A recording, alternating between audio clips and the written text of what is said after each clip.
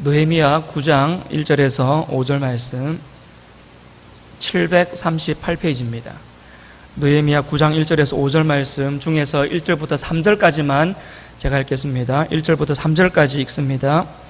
그달 29날에 이스라엘 자손이 다 모여 금식하며 굵은 베옷을 입고 티끌을 무릅쓰며 모든 이방 사람들과 절교하고 서서 자기의 죄와 조상들의 허물을 자복하고 이날에 낮 4분의 1은 그 제자리에 서서 그들의 하나님 여호와의 율법책을 낭독하고 낮 4분의 1은 죄를 자복하며 그들의 하나님 여호와께 경배하는데. 아멘. 말씀을 준비하기 위해서 참 이 책 저책 여러 책들을 봅니다. 그 중에 한 책에서 본 건데요, 자료가 좀 오래됐습니다. 10년도 훨씬 넘은 자료인데 읽어보니까 지금도 별반 차이 없겠다 싶은 자료가 하나 있었습니다. 뭐냐면 이런 내용입니다. 한국언론재단이라는 곳에서 전국에서 18살 이상 65세 미만의 사람들 1200명을 대상으로 조사를 하나 했습니다. 조사 내용이 이렇습니다. 한국 사회를 움직이는 영향력 있는 집단은 어디인가? 요겁니다. 영향력 있는 집단은 어디인가? 1등은 정치인 집단이었습니다. 정치인 56.1%. 그 다음이 언론인, 그리고 교육인, 노조도 있었습니다. 근데 꼴찌가 뭔 줄 아십니까? 종교인입니다. 종교인. 세상에 영향력을 끼치는 집단 중에서 가장 영향력을 끼치지 못하는 집단으로 종교인들이 꼽혔습니다. 참 의외였습니다. 종교인이 뭐 거의 1, 2등을 다툴 줄 알았는데 뒤에서 1등이더라고요. 뒤에서 1등. 깜짝 놀랐습니다. 그만큼 세상 사람들은 교회가 지금 이 세상에 영향력을 별로 주지 못한다고 생각을 하는 겁니다. 어쩌다가 그렇게 됐겠습니까? 왜 교회가, 종교가 세상 사람들에게 영향력을 끼치지 못하고 그냥 그렇게 어울려서 살아갈까요? 말 그대로입니다. 그냥 어울려서 살아가니까 그렇습니다. 다른 점이 하나도 없어서 그렇습니다. 오히려 영향을 주기보다는 세상의 영향을 받아서 교회도 똑같이 타락되고 똑같이 어두워지고 있기 때문에 오히려 영향을 받고 있는 상황입니다. 그러다 보니 세상이 교회의 영향을 받지 못한다라고 하는 그 말이 맞는 말인 거죠. 우리가 속한 공동체에서 선한 영향력을 끼치는 하나님의 백성이 되어야 됩니다. 그게 우리 그리스도인의 위치입니다. 어디에 있든지 무엇을 하든지 주변 사람들에게 빛으로 소금으로 영향력을 끼치는 삶, 그게 우리 그리스도인들의 삶입니다.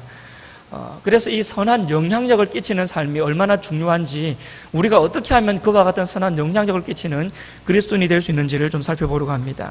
오늘 본문 말씀 1절을 보시면요, 그달 29날에 이스라엘 자손이 다 모여서 금식했다라고 나오죠. 그달 29날인 말입니다. 그달 29날. 요거는요, 앞에 있는 8장 내용을 좀 알아야 됩니다. 아마 여러분들 기억이 잘 안 나실 것 같은데, 8장 내용은 이제 뭐 성벽도 다 이제 재건했고 이스라엘 백성들이 에스라를 중심으로 말씀 운동, 영적 대각성 운동을 시작하고 있는 그러한 내용이 8장에 나왔었습니다. 특별히 초막절이라고 하는 이 절기가 나오면서 초막절 절기에 맞춰서 온 백성들이 함께 말씀으로 무장하고 영적으로 다시 대각성을 일으키는 그러한 큰 행사가 지금 8장에서 이루어졌었습니다. 그 행사가 이제 초막절이었고, 그 초막절은 사실은 7월 15일에 시작을 해서 일주일 동안 진행되는 절기입니다. 자, 7월 15일부터 일주일이 진행이 되면 7월 며칠까지 끝납니까?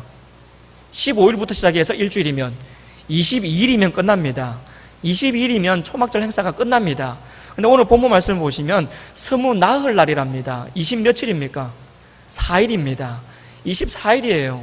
초막절이 끝났습니다. 이미 이스라엘 백성들이 초막절에 맞춰가지고 영적인 대각성 운동을 일으킨 겁니다. 말씀으로 무장되고 다시 회개하고 하나님 앞으로 돌아가자라는 운동이 일어났는데, 초막절에 맞췄기 때문에 22일이면 사실은 끝나는 행사입니다. 그런데 22일이 지났는데도 불구하고 이 영적인 분위기가 수그러들지가 않는 겁니다. 계속해서 그 영적인 불이 그냥 계속 번져나가고 있습니다. 22일이 지나고 이틀이 더 지난 24일이 됐는데도 불구하고 사람들이 집에 갈 생각을 안 합니다.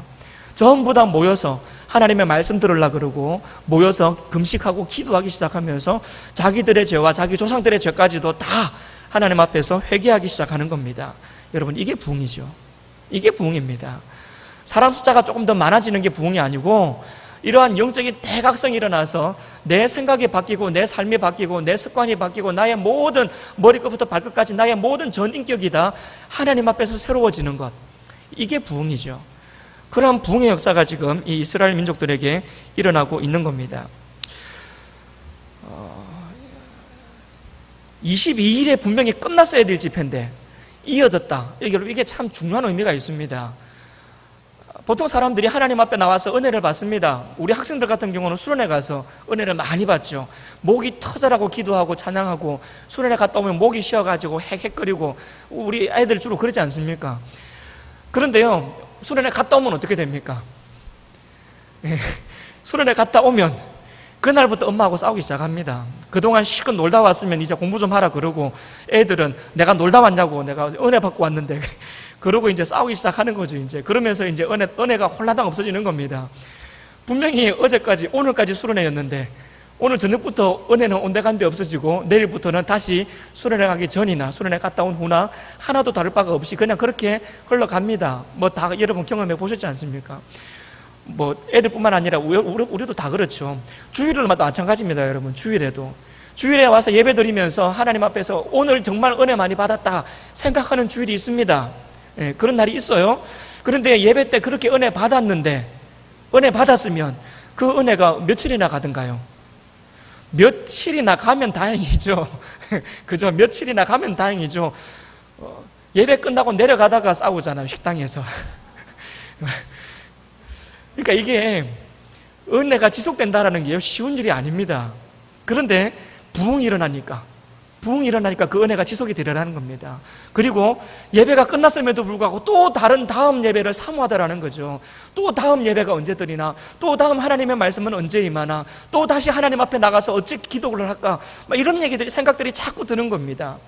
그런 거 보면요, 우리 한국의 예배 문화는 참 좋은 것 같습니다. 주일 예배 드리고, 그리고 나서 식을만 하면 수요일에 또 수요 예배 드리고, 잊혀질만 하면 금요일에 또 금요 기도회 드리고, 그러고 나면 또 다음 주일이고, 항상 이런 일이 자꾸 반복이 되지 않습니까? 참 좋은 것 같아요. 예배 때마다 하나님의 은혜를 깊이 사모하고 그 예배에 참석해서 기도하고 말씀 들으면서 회개하면서 그때마다 하나님 앞에서 부흥을 경험할 수 있다면 여러분, 그것이 행복한 그리스도인이지요. 여러분, 다 행복한 그리스도인들 되시기를 바랍니다. 지금 이 이스라엘 백성들에게 그와 같은 부흥의 역사가 일어나고 있습니다. 전부 다 난리가 났습니다. 하나님의 말씀을 더 듣고 싶어하고 더 기도하고 싶어하고, 그러한 큰 부흥의 역사가 지금 일어나고 있습니다. 하나님께서 축복을 내려주실 때는요, 이와 같은 부흥의 역사를 내려주십니다. 부흥 없이, 회개 없이, 말씀 없이, 그냥 아무것도 없이 그냥 가만히 앉아있는데 갑자기 하나님이 어떠한 복을 턱하게 내려다 주시는 게 아니라, 하나님이 복을 내려주실 때는 이러한 영적인 부흥을 먼저 경험하게 하십니다. 복받을 준비를 먼저 하게 하시는 거죠. 말씀으로 무장되고, 기도로 무장되고, 찬송하면서 마음이 뜨거워지고, 하나님을 향해서 마음문이 열려지고, 하나님 앞에서 입을 크게 벌리고 하나님을 찬송할 때에, 그때 하나님께서 옛다 받아라 그러면서 복을 팍 주시는 거죠. 그게 하나님께서 우리와 함께 교제 나누시는 방법입니다. 여전히 하나님 앞에서 죄를 짓고 하나님의 말씀이 선포되든지 말든지 나는 딴 생각하고 있고, 그냥 기도도 남들 막 옆에서 기도해도 나는 조용히 그냥 눈만 감고 앉아있고 그냥 이러고 있는데, 갑자기 어느 날 하나님이 잘했다 칭찬하시면서 복을 내려주시지 않는다라는 얘기입니다. 하나님이 뭔가 하나님의 복을 내려주실 때에는 부흥을 경험하게 하십니다. 하나님을 향한 마음이 열려지게 하시고, 말씀이 쏙쏙 들어오게 하시고, 그리고 그 말씀 붙들고 기도가 막 터져 나오게 하시고, 그러한 가운데 막 손뼉 치면서 하나님을 향해서 찬송하게 하시고, 그러한 가운데 이야, 하나님이 나와 함께 하시는가 보다, 그러한 이 교제가 느껴지는 겁니다. 하나님이 나와 함께 하신다는 사실이. 그러한 가운데 하나님께서 부어주시는 은혜가 있는 겁니다. 여러분, 부흥을 먼저 경험하시기를 바랍니다. 복 주세요, 복 주세요 기도하지 말고 부흥을 허락하여 주시옵소서. 내 인생에 부흥을 허락하여 주옵소서. 하나님의 말씀이 들리는 부흥, 기도가 되는 부흥, 내 죄가 생각나서 그것 가지고 회개하는 부흥, 하나님 앞에 영광과 찬송을 돌릴 때 기뻐서 어쩔 줄 몰라 하는 부흥, 그러한 부흥이 먼저 내리게 해주시옵소서. 기도하면요, 그 기도가 곧 복 주세요 하는 기도입니다. 여러분, 그렇게 생각하시면 틀림이 없습니다. 그런데요, 사람들을 가만히 보면요, 분명히 이와 같은 영적인 분위기는 어느 순간에 갑자기 그냥 저절로 생겨난 것이 아닙니다. 누군가가 지금 이 백성들이 이와 같이 회개하기 전에, 이 백성들이 이렇게 하나님의 말씀에 귀를 기울이기 전에, 이 백성들이 준비된 마음으로 하나님 앞에 서기 전에 먼저 준비된 영혼들이 하나님 앞에서 먼저 기도하고 먼저 하나님의 말씀을 준비했던 사람이 있었다는 겁니다. 느헤미야가 그랬습니다. 느헤미야가 자기 민족의 이런 어려운 형편을 들었을 때에 그 자리에서 하나님 앞에 기도했습니다. 그 자리에서 기도하면서 이 백성 회복시켜 달라고 기도했습니다. 그리고 준비했죠. 그리고는 지금 이스라엘로 왔지 않습니까? 그리고는 자신의 모든 화려했던 과거의 경력들, 그리고 자신의 모든 안정된 보장된 생활들 다 팽개치고 하나님의 말씀 붙잡고 와서 이 하나님의 백성들을 위해서 지금 헌신하고 있는 이 느헤미야의 모습입니다. 학사 에스라도 마찬가지입니다. 쓰러져가는 이 백성, 말씀이 희미해지고 하나님 앞에서의 관계가 전부 다 희미해져가는 이 백성들을 속에 있었으면서도 그 백성들에게 하나님의 말씀을 선포하기 위해서 미리 말씀 부여잡고 준비했던 사람, 학사 에스라, 그런 사람들이 있었기 때문에 어느 날 하나님께서 이 부흥을 허락하시려고 마음먹으니까 이 사람들의 영향력이 옆으로 쫙 번져가는 겁니다. 번져갔어요. 이 영향력이 순식간에 번져갑니다. 그리고는 온 백성들이 함께 한꺼번에 하나님을 향해서 기도하고 통성기도하면서 말씀을 부여잡고 회개하는 부흥의 역사가 일어나는 겁니다.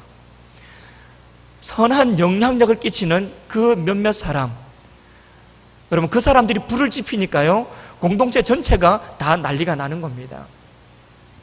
우리 교회는 왜 이렇게 냉랭한가? 기도도 작고 찬양도 냉랭하고 말씀도 그저 그렇고 우리 교회는 왜 이런가? 여러분, 그러지 마시고 내가 먼저 하나님 앞에서 뜨거워져 보십시오. 내가 먼저 하나님 앞에 기도하자 그러면요, 내가 다른 사람이 조용하든가 말든가 내가 먼저 주여 한번 소리 질러 보시고요, 찬양할 때 다른 사람이 입만 뻥긋 다 하든지 말든지 혼자서 손뼉치고 박수치면서 하나님 앞에서 뛰며 춤추며 한번 찬양해 보시고, 말씀 선포될 때마다 다른 사람 옆에서 다 자고 있어도요, 나는 초롱초롱 눈 뜨고 하나님이 무슨 말씀 하시는지 한번 들어보자고 그냥 이렇게 저를 좀 째려보시고 그렇게 한번 해보세요. 그게 영향력이 있습니다. 그게 영향력이 있어 옆으로 번져갑니다. 번져가요. 그러한 영적인 불꽃들이 여기저기서 번쩍번쩍 이렇게 튈 때에 그때 공동체가 불타오르는 겁니다. 여러분, 그렇게 선한 영향력을 끼치는 몇몇 사람, 그 몇몇 사람들이 바로 여러분 되시기를 간절히 바랍니다. 그렇게 몇몇 사람들이 불을 지피면요, 공동체가 바뀌게 되어 있습니다. 왜 이렇게 냉랭한가 그러지 마시고 내가 뜨거우면 공동체가 뜨거워지는 겁니다. 네. 링컨 여러분 아시죠? 링컨 참 유명한 대통령입니다. 미국의 대통령인데 이 링컨은 대통령으로서도 유명하지만 기도하는 사람으로서 참 유명한 사람입니다. 어떤 상황이 있었든지 간에 기도하면서 하나님 앞에 기도의 무릎으로 나갔던 사람이죠. 링컨이 대통령이 되자마자 남북전쟁이 일어났습니다. 그리고는 북쪽과 남쪽이 서로 막 싸우고 있습니다. 그때에 링컨은 북쪽의 사령관으로서 전체를 지휘를 합니다. 근데요, 그때 초반에는 이 북쪽이 약했습니다. 이게 전쟁에서 이길 가능성이 참 많이 희박했습니다. 많은 주변의 사람들이 포기합시다. 이게 싸워가지고 우리가 이길 수가 없을 것 같습니다. 포기합시다. 그냥 휴전합시다. 휴전. 그러면서 가망성도 없는 이런 전쟁, 우리가 질 것이 뻔한 전쟁 하는 게 그다지 의미가 없습니다. 옆에서 다 난리였습니다. 왜냐하면 북쪽이 약했으니까요. 싸워봐야 못 이긴다고 다 그랬습니다. 그때 링컨이 한 굉장히 유명한 말이 있습니다. 뭐냐면요, 하나님이 우리 편에 계시는지 묻지 말고 하나님이 우리 편에 계신다는 것을 확인하라 그랬습니다. 이해가 되십니까? 한 번 듣고 잘 이해 안 될 수 있습니다. 다시 들어보십시오. 하나님이 우리 편에 계신다는 것을, 하나님이 우리 편에 계시는지 묻지 말고 하나님이 우리 편에 계신다는 것을 확인하라. 그러니까 자꾸 전쟁이 밀리고 불리해지니까 도대체 하나님이 어디 계신가? 하나님이 계시긴 계신 것인가? 하나님 정말 계시다면, 정말 하나님 당신이 계신다면, 이런 식으로 하나님이 계신 것을 확실히 확인하려 그러지 말고, 계신 것을 물어보지 말고, 계시는지 안 계시는지 물어보지 말고, 하나님은 무조건 우리와 함께 계시니까 나가서 싸우면서 확인하라는 겁니다. 함께 계신다는 것을. 아무것도 안 한 채 앉아가지고 함께 계시는가? 하나님이 우리와 함께 하시는가? 나가서 싸우면 우리 하나님이 도와주실라나? 그러고 있지 말라는 겁니다. 하나님은 무조건 우리와 함께 하시니까 나가서 싸우면 하나님이 함께 하시는 것을 확인할 수 있다는 거죠. 그러니까 그냥 믿음을 가지고, 하나님이 우리와 함께 하신다라는 그 믿음을 가지고 나가서 확인해 보라는 겁니다. 나가서 싸워보면 확인할 수 있다는 거죠. 하나님이 우리와 함께 하시는구나 확인할 수 있다는 거죠. 그래서 병사들을 다 내보냅니다. 나가서 싸우라고. 그리고는 승리합니다. 북측의 승리로 끝납니다. 사람들은요, 부흥을 자주 이야기합니다. 어떻게 하면 부흥할 수 있을까? 어떻게 하면 내가 부흥할 수 있을까? 어떻게 하면 우리 교회가 부흥할 수 있겠을까? 어떻게 하면 한국 교회가 이 침체기에서 벗어날 수 있고, 어떻게 하면 한국 교회가 부흥할 수 있을까? 이야기 많이 합니다. 그런데 여러분, 교회든 뭐 한국 교회든 아니면 뭐 다른 어떤 공동체의 부흥이든, 공동체의 부흥은 뭐의 부흥인 줄 아십니까? 그 안에 있는 사람의 부흥입니다. 사람의 부흥. 사람이 부흥하는 겁니다. 사람이 부흥해야 공동체가 부흥하는 겁니다. 우리 교회가 부흥했으면 좋겠다. 숫자 말고요. 지금 제가 숫자 얘기하는 거 아닙니다. 우리 교회가 좀 부흥했으면 좋겠다. 좀 뜨거워졌으면 좋겠고, 뭔가 하나님 앞에서 좀 이렇게 살아나는 생명이 있는 그런 교회가 됐으면 좋겠다. 그거는요, 우리 교회의 분위기가 바뀌었으면 좋겠다라는 게 아니고, 그 안에 있는 성도 한 사람 한 사람, 사람이 바뀌었으면 좋겠다라는 그 얘기입니다. 그런데 우리는 사람이 바뀌었으면 좋겠다 그 얘기는 생각 안 해요. 그냥 교회 전체적인 분위기가 바뀌었으면 좋겠다 그 생각만 하는 거죠. 그리고는 교회 분위기가 왜 안 바뀔까 그러고 앉아 있는 거죠. 그런데 기억하셔야 됩니다. 부흥은 교회가 부흥하는 게 아니고 교회 안에 있는 사람이 부흥하는 겁니다. 사람이 한 사람 한 사람 부흥하고, 그 사람 한 사람 한 사람이 하나님 때문에 그의 생각이 바뀌고 습관이 바뀌고 삶이 바뀌어져 나갈 때에, 그렇게 한 사람 한 사람 한 사람 한 사람 영향력을 끼치면서 부흥해 나갈 때에, 그때 한 사람이 두 사람, 두 사람이 네 사람, 네 사람이 여덟 사람, 여덟 사람이 16사람 변화되다 보면 교회가 부흥되는 겁니다. 그게 교회의 부흥이고 그게 공동체의 부흥입니다. 한국 교회 부흥은요, 그런 식으로 교회가 한 교회 두 교회 부흥되다 보면 한국 교회가 부흥되는 겁니다. 그러다 보면 세계교회가 부흥되는 거고요. 우리는 큰 공동체적인 것만 생각할 것이 아니라 그 속에 있는 나를 생각해야 됩니다. 맞다, 내가 부흥해야지. 내가 하나님의 말씀 앞에서 깨달음을 얻고 내가 기도하고 내가 찬송하고 내가 바뀌어야지. 여러분, 부흥은 나로부터 시작되는 겁니다. 하나님의 부흥은 나로부터 출발하는 겁니다. 누구부터요? 옆에 있는 저 사람부터? 옆에 있는 저 사람부터? 아니요, 나로부터요. 나. 저가 아니고 여러분들, 나. 여러분들 스스로가 부흥되고 하나님 안에서 변화될 때에 그때 공동체가 변화되는 겁니다. 나 때문에 교회가 살아난다면 얼마나 우리는 복된 인생일까요? 나 때문에 교회가 부흥된다면, 내가 부흥되어서 내 옆 사람이 같이 덩달아 선한 영향력을 받아서 부흥되고, 그렇게 나로 인하여 부흥이 번져나가서 교회가 부흥된다면, 여러분 나중에 하늘나라 갔을 때에 얼마나 하나님께서 우리를 예뻐하실까요? 그때 교회가 참 힘들었는데, 그때 그 공동체가 참 힘들었는데 네가 불을 지폈지, 네가 기도했지, 네가 그때 회개했지, 네가 그때 그렇게 변화됐지, 그래서 너의 옆 사람도 변화되고 그 옆 사람도 변화되고, 그래서 그때 그 공동체가 완전히 살아났지.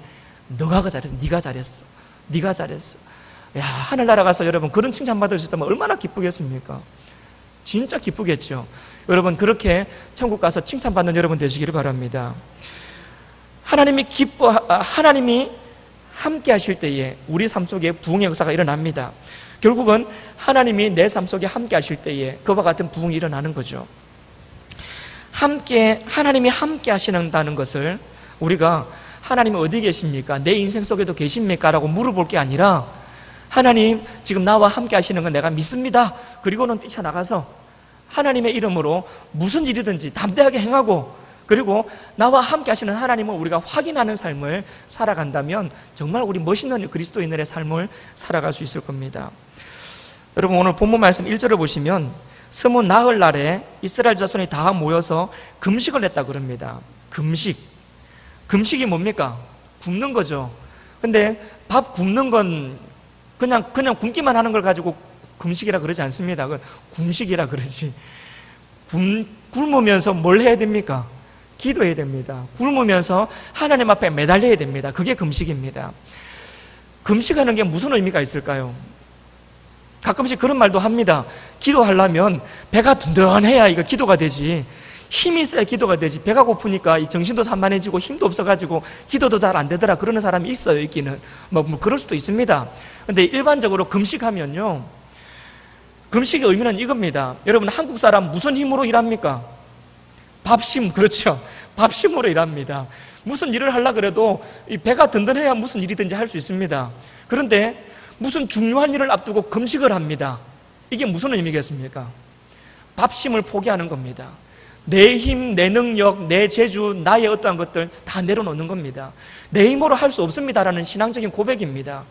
내 힘으로, 내 밥심으로 할 수 있는 일이 아니고, 하나님, 요거는 하나님이 해주셔야 됩니다.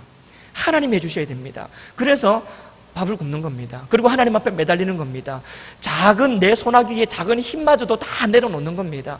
하나님이 도와주십시오. 하나님이 친히 이끌어가 주시옵소서.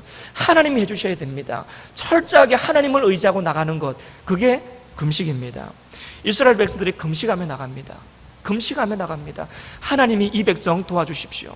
하나님이 이 나라 이 백성 도와주십시오. 하나님이 주인이 되어주시고 하나님이 든든하게 지켜주시옵소서. 성벽 세워놨다고 우리가 안전한 거 아닌 거 알고 있습니다.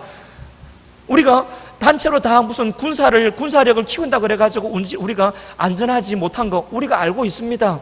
우리가 밥 많이 먹고 힘을 길러가지고 수비 잘한다고 우리나라가 지켜지지 않는다는 거 알고 있습니다. 그래서 금식하며 하나님 앞에 기도합니다. 하나님이 이 백성 지켜주시옵소서. 하나님이 우리 인도하여 주시옵소서. 그게 금식입니다. 그게 금식이었어요. 2절도 한번 보십시오. 2절을 보시면 모든 이방 사람들과 절교했답니다. 절교하고 서서 자기의 죄와 조상들의 허물을 자복했다 그러죠. 이방 사람들과 절교했답니다. 참 이게요, 물론 우리가 좀 생각 깊이 해봐야 되겠지만 요 의미가 뭐냐면 이방 사람들에게서 받고 있었던 악한 영향력으로부터 나 스스로를 끊어버렸다는 의미입니다. 왜냐하면 이방 사람들과 함께 우리가 선한 영향력을 끼치면서 살아간다면 괜찮아요.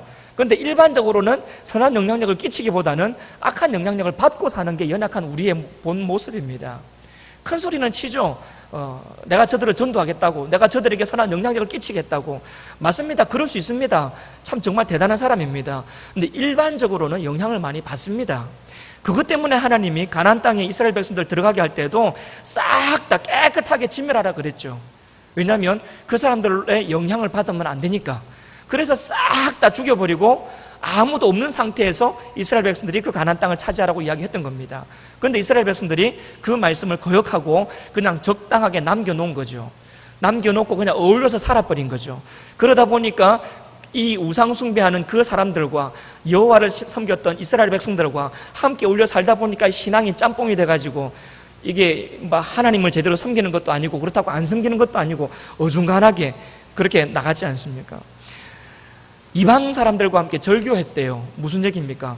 내가 오직 하나님만 바라보겠습니다. 저 사람들의 악한 영향력이 아니라 하나님의 영향력만 받겠습니다. 하나님의 말씀에만 귀를 기울이겠습니다 라고 하는 그러한 신앙적인 고백입니다. 솔로몬 왕을 보면요, 참 안타까운 사람입니다. 솔로몬 왕이 처음 시작할 때는 굉장히 지혜롭게 시작했습니다. 하나님 앞에 기도하면서 은금, 다른 힘, 다른 거 다 내려놓고 하나님이 나에게 허락해 주신 이 백성들을 잘 다스릴 수 있도록 지혜해 주십시오. 그 얘기가 얼마나 하나님 마음에 쏙 들었는지 그냥 지혜도 주고 다른 것까지 다 주셨지 않습니까? 출발은 참 좋게 시작했습니다, 솔로몬이. 그런데 점점 나중에 망해가기 시작했다가 나중에는 완전히 망해버렸는데 왜 망했는 줄 아십니까? 여자 때문에 망했습니다. 솔로몬 왕의 부인이 몇 명이었는 줄 아십니까? 1000명이었습니다. 1000명. 1000명이었대요.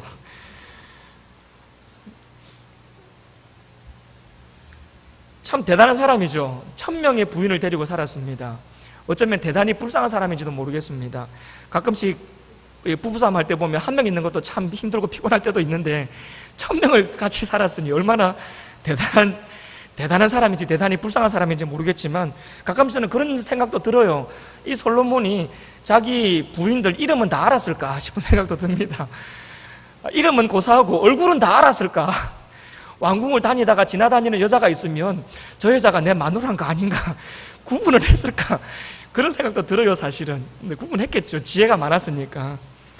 어쨌든 그렇게 많았답니다. 이유가 있었습니다. 많았던 이유가 나라를 지키기 위해서 하나님만 의지했더라면 좋았을 텐데 정략 결혼을 하는 겁니다. 다른 나라들과 사돈을 맺는 겁니다. 사돈을 맺으면서 우리 사돈 지간이니까 나도 니들 나라 안 쳐들어갈게, 니들도 우리 나라 쳐들어오지 마. 이제 이런 식의 정략 결혼을 하는 겁니다. 그래도 1000명은 많습니다. 그리고 실제로 여자들에 대한 음욕도 있었다라고 이야기를 합니다. 그만큼 여자를 좋아했대요. 그리고 그런 정치적인 것까지 물려가지고 결혼을 참 많이 했습니다. 그런데 성경을 보시면 열왕기상 11장 3절을 보시면 왕비들이 왕의 마음을 돌이켰더라 라고 딱 언급이 되어 있습니다. 솔로몬 왕이 하나님으로부터 돌아선 이유가 왕비들 때문에 그래요. 왕비들 때문에 그렇습니다. 왕비들을 연애했더라, 사랑했더라 라고 나옵니다. 그러니까 이 솔로몬은 여자들을 사랑했어요. 그 여자들을 되게 많이 좋아했습니다. 그러다 보니까 이 여자가 좋다 보니까 여자가 가지고 들어온 우상까지 좋아해버린 겁니다. 생각해 보십시오. 이스라엘 백성들만 여호와 하나님을 섬기는 백성들이고 나머지 다른 모든 민족들은 전부 다 우상 숭배하는 민족들입니다. 그런데 결혼을 했습니다. 그 나라의 여자들을 다 데리고 들어왔습니다. 그런데 그 여자들이 들어와가지고 전부 다 여호와 하나님을 섬겼느냐? 그렇지 않습니다. 자기가 섬겼던 우상들 다 가지고 들어왔습니다. 그런데 그 여자를 솔로몬이 사랑하다 보니 여자만 사랑한 게 아니라 그 여자가 가지고 들어온 우상까지도 같이 받아들인 거죠. 그러다 보니 솔로몬이 망하기 시작한 겁니다. 영향력을 줘야 되는데 영향력을 받으니까 그렇게 위대했던 솔로몬 왕도 그렇게 완전 망하더라는 거죠. 그래서 우리는 조심해야 됩니다. 하나님 앞에서 그렇게 많은 은혜를 받았고 하나님께서 그렇게 칭찬했던 솔로몬도 한순간에 그렇게 완전히 망한 인생으로 변질될 수도 있다는 겁니다. 그런데 어느 누가 우리가 나는 괜찮다고, 나는 악한 사람들과 어울려도 나는 오히려 선한 영향력을 주는 사람이지 영향력을 받는 사람은 아니니까 나는 괜찮다고, 누가 그렇게 자신 있게 말할 수 있습니까? 여러분 그렇게 스스로에 대한 자부심이 있으신가요?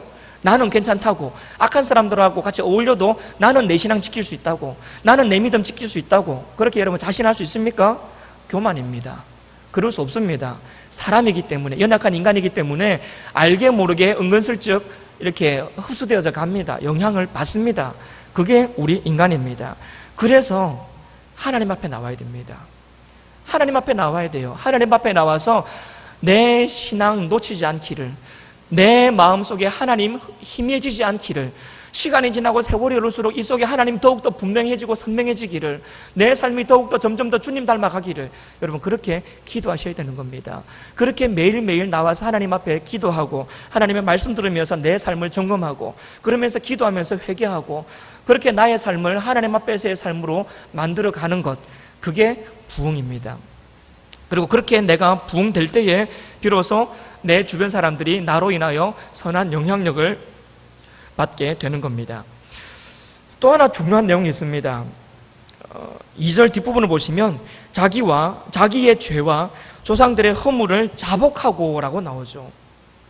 죄를 회개했답니다. 그런데 중요한 거는 자기 죄만 회개한 게 아니라 자기 조상들의 죄까지도 허물을 다 자복하면서 회개했다는 겁니다.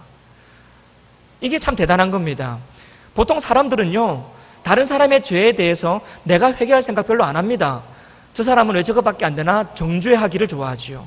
손가락질하기를 좋아하죠. 저것 봐 예수 믿는다고 하면서 저것밖에 안 돼, 저 사람 저것밖에 안 돼, 정죄하기를 좋아하죠. 너 그렇게 하면 안 돼, 틀렸어, 고쳐, 지적하기를 좋아하죠. 그게 보통 우리 사람들의 모습입니다.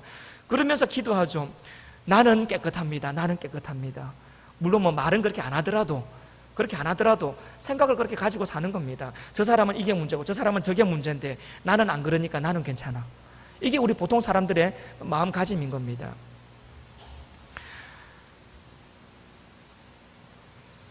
제가 몇 번이나 얘기하지만 영안이 밝은 사람은 다른 사람의 잘못을 잘 지적하는 사람이 아니라 내 죄를 밝히 보는 사람입니다.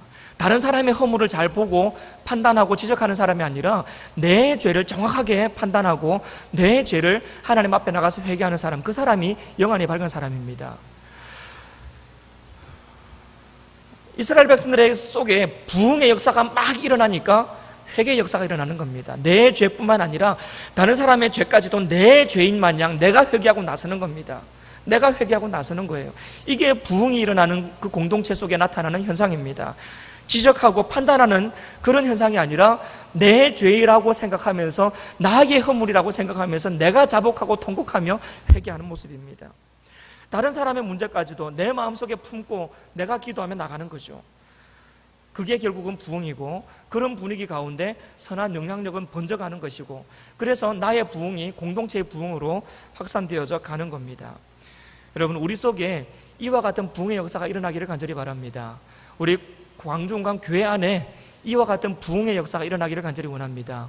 그래서 우리로 인하여서 우리 가정에 먼저 부흥의 불길이 퍼져나가고, 우리 가정의 부흥으로 인하여 교회가 부흥의 불길 가운데 완전히 뜨거워지고, 우리 광주원광 교회의 부흥으로 인하여서 광주 땅이 뜨거워지고, 광주 땅의 영적인 대각성 운동으로 인하여 이 한국 땅이 변화되고, 한국 땅의 부흥의 운동으로 인하여서 온 세계가 영향력을 받는 그와 같은 부흥의 역사가 일어나기를 간절히 바랍니다.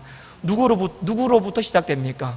나로부터 시작되는 겁니다. 나로부터, 바로 여러분으로부터요. 내가 뭘 할 수 있을까?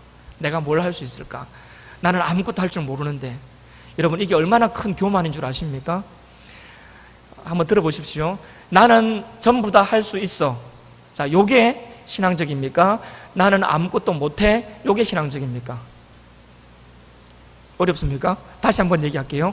나는 전부 다 할 수 있어. 요게 신앙적입니까? 나는 아무것도 못해. 요게 신앙적입니까? 둘 다 아닙니다. 둘 다 정답이 아닙니다. 나는 전부 다 할 수 있어. 여기에 포함되어야 되는 문구가 있습니다. 하나님께서 함께 하시면 나는 모든 걸 할 수 있습니다. 하나님 없이 내가 할 수 있는 것은 아무것도 없습니다. 예. 하나님이 나와 함께 하시면 모든 것을 다 할 수 있습니다.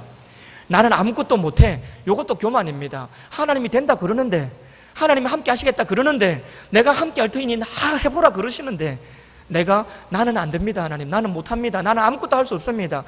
하나님이 된다고 하는데 내가 못한다고 고집부리고 있으니 교만이죠. 겸손이 아닙니다. 여러분, 요거는 교만입니다. 하나님보다 자기 생각을 더 앞세우는 교만입니다. 하나님의 능력보다 자기의 무능력함을 더 강하게 보는 교만입니다. 하나님이 함께 하시면 모든 걸 할 수 있습니다. 그리고 하나님이 함께 하지 않으시면 내가 할 수 있는 것은 아무것도 없습니다. 여러분, 이것이 우리의 신앙 고백입니다. 그러면 질문 드립니다. 하나님께서 우리 교회에, 우리 개인에게, 우리 가정에게, 우리 교회에게 부흥을 원하고 계실까요? 원하지 않고 계실까요? 하나님이 우리한테 말씀하실 때에 너는 안 돼, 그러니까 하지 마, 그러실까요? 되니까 한번 해봐, 그러실까요? 하나님은 되니까 한번 해봐, 그러십니다. 내가 함께 한다, 그러니 해봐, 그러십니다. 우리 교회는 이래서 안 되고 저래서 안 되고 안 될 만한 이유가 99개나 되는데요. 근데 하나님 뭐라 그러십니까? 내가 너와 함께 한다. 그거 하나 가지고 나가라는 거죠. 그거 하나 가지고 나가라는 겁니다. 내가 너와 함께 한다. 내가 너와 함께 한다. 99가지의 안 될 이유가 있다 하더라도 하나님이 나와 함께 하신다는 바로 그 하나의 이유 때문에 되는 겁니다. 그게 되는 거예요. 그게 우리의 신앙 고백입니다. 따라합시다. 하나님이 함께 하시면 된다. 그게 우리의 신앙 고백입니다. 하나님께서 나와 함께 하실 때 우리는 모든 걸 다 할 수 있습니다. 그 모든 것 중에 우리 하나님이 정말 간절히 원하시는 게 부흥입니다. 나 개인의 부흥, 교회의 부흥, 공동체의 부흥. 우리 하나님은 그것을 원하고 계십니다. 여러분, 내가 먼저 부흥합시다. 남 탓하지 말고, 분위기 탓하지 말고 내가 하나님 앞에 나와서 부흥합시다. 그리고는 나의 선한 영향력이 주변으로 흘러가도록 여러분 그렇게 나를 더 뜨겁게 불태웁시다. 그러면 그 불이 옆으로 번져가는 줄로 믿습니다. 그렇게 할 때에 우리 광주원광교회가 하나님 앞에서 뜨겁게 부흥하는 줄로 믿습니다. 그 부흥의 날이 속히 올 줄로 믿습니다. 아멘. 기도하겠습니다. 하나님 감사합니다. 이스라엘 백성들 가운데 부흥의 불길이 치솟았던 것처럼 우리 개인에게도 부흥의 불길이 나기를 원하고 우리 광종강 교회에도 그 부흥의 불길이 치솟기를 간절히 원합니다. 하나님께서 함께 하실 때에 모든 악조건 속에서도 하나님이 원하시는 그것이 이루어지는 것처럼 우리도 우리 개인의 삶 속에서 참 부흥되기 힘든 여러 가지 요소가 있다 할지라도 하나님이 함께 하신다는 그 사실만으로 우리가 부흥을 경험할 수 있도록 도와주옵소서. 그렇게 우리의 선한 영향력이 주변으로 흘러가서 우리 광종강 교회가 뜨겁게 부흥하는 그러한 부흥하는 교회가 될 수 있도록 주님 도와주옵소서. 그래서 우리 교회의 부흥으로 인하여 광주 땅이 부흥되게 하시고 광주 땅의 부흥으로 인하여 이 나라 이 민족이 부흥되게 하시고 온 세계의 부흥의 불길이 번져가는 그와 같은 역사가 일어나게 하여 주옵소서. 그 중심에 사람이 있고 그 사람이 바로 나인 줄로 믿습니다. 내가 하나님 앞에 부흥을 부르짖으며 기도하며 나아가게 하여 주옵소서. 감사드리며 살아계신 예수님의 이름으로 기도합니다. 아멘. 찬양합시다.